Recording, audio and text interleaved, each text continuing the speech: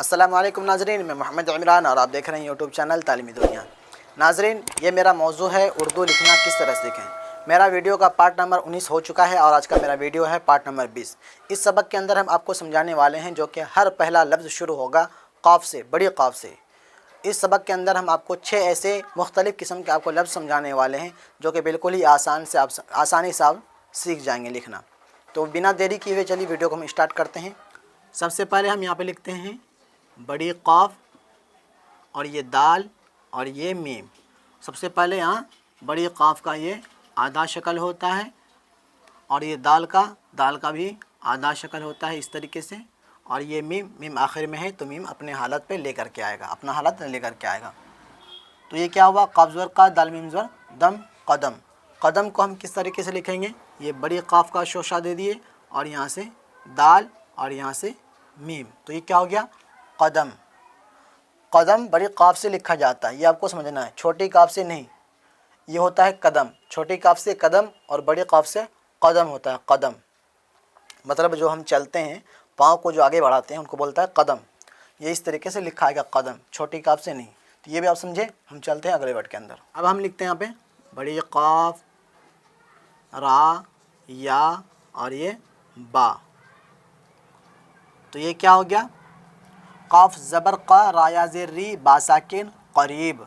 क़ाफ़ का आधा शक्ल होता है तो ये रा काफ़ के अंदर मिल जाएगा। अगर रा को हम या में मिलाएंगे तो ये रा अपना शक्ल भूल जाएगा, तो ये रा या के अंदर नहीं मिलेगा बल्कि ये क़ाफ़ के अंदर मिल जाएगा। तो ये दोनों लफ्ज़ अलग हो गया, क़ाफ़ और रा अलग हो गया अपना।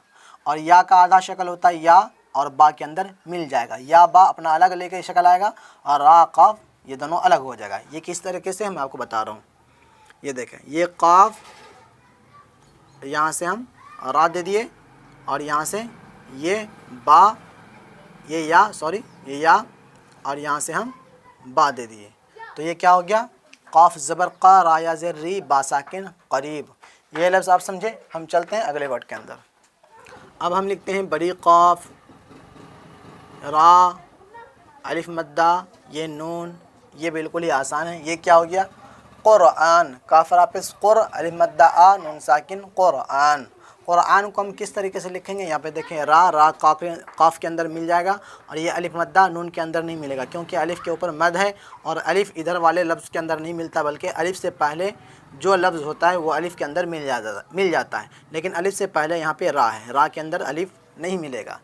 तो इसको हम कैसे लिखेंगे, क़ाफ़, यहाँ से रा नीचे खींच देंगे और यहाँ से अलिफ मद्दा को अलग कर देंगे और यहाँ से हम नून को अलग कर देंगे। तो ये क्या हो गया, क़ुरआन। जो हम आप पढ़ते हैं कुरान शरीफ, ये हो गया क़ुरआन। कुरान इस तरीके से लिखा आएगा, ना कि छोटी क़ाफ़ से। यहाँ पे आएगा बड़ी क़ाफ़ से लिखा हुआ। ये भी आप लफ्ज़ समझे। हम चलते हैं अगले वर्ड के अंदर। अब यहाँ पे हम लिखते हैं बड़ी क़ाफ़ और ये रा और ये ज़ाद। मैं आपको कभी छोटा लफ्ज़ समझाता हूँ, कभी बड़ा लफ्ज़ समझाता हूँ, ताकि ऊँच नीच इसलिए मैं आपको समझाता हूँ ताकि आपको समझ में आए। कभी बड़ा लफ्ज़, कभी छोटा लफ्ज़, तब आपको समझ में आएगा। क़ाफ़, रा, ज़ाद। ये रा क़ाफ़ के अंदर मिल जाएगा, ज़ाद के अंदर नहीं। तो ज़ाद अपना अलग लेके हालत लेके आएगा और रा क़ाफ़ के अंदर मिल जाएगा। ये क्या हो गया, क़ाफ़ रा ज़बर क़र, ज़ाद साकिन, क़र्ज़। जो लोग कर्ज़ा लेते हैं उनको बोलता है क़र्ज़। ये क़र्ज़ इस तरीके से लिखाएगा कि इस तरीके से, ये क़ाफ़, ये रा और ये ज़ाद। ये क्या हो गया, क़र्ज़। ये भी लफ्ज़ समझिए। हम चलते हैं अगले वर्ड के अंदर।